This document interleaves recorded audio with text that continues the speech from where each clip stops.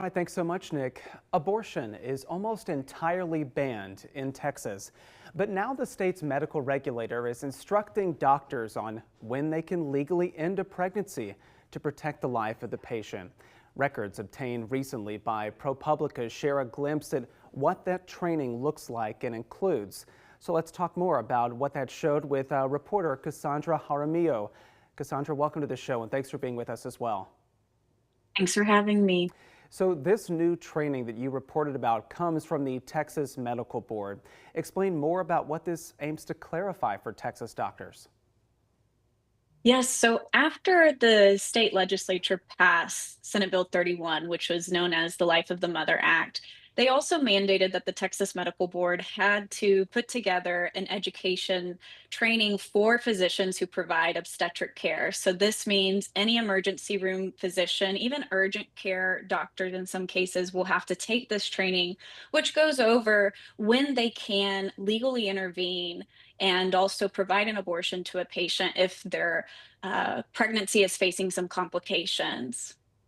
Now, as the training has become more public and available for people to review, what are the medical and legal experts that you're talking to are saying about the scope of the training? Do they believe it's maybe enough to address all the different scenarios that doctors might experience?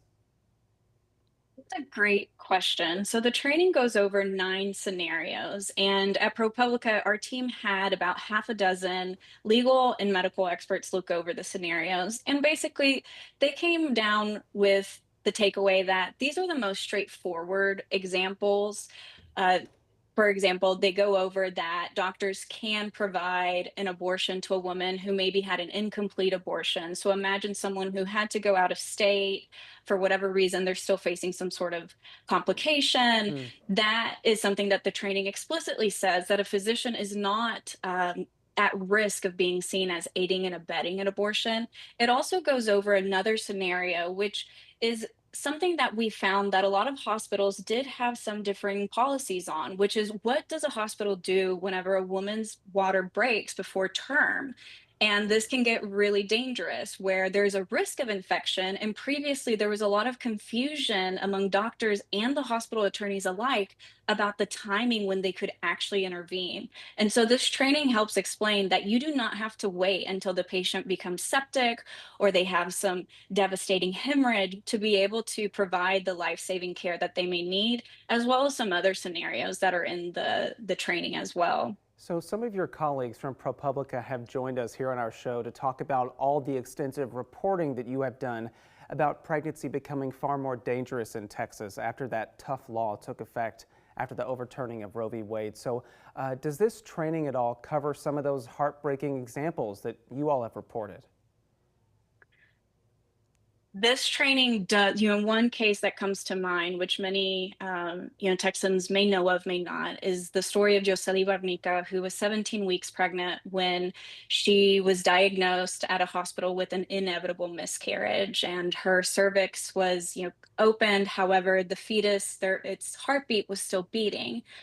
Josely, unfortunately, had a grave infection that developed after days after she was discharged from the hospital, and she developed sepsis. And this training does go into some of the clarifications there about if a patient gets diagnosed with an inevitable miscarriage and early pregnancy loss, these are scenarios in which doctors can perform the needed care, which in many medical societies, they say the earliest intervention and also abortion is one of the safest options in those scenarios.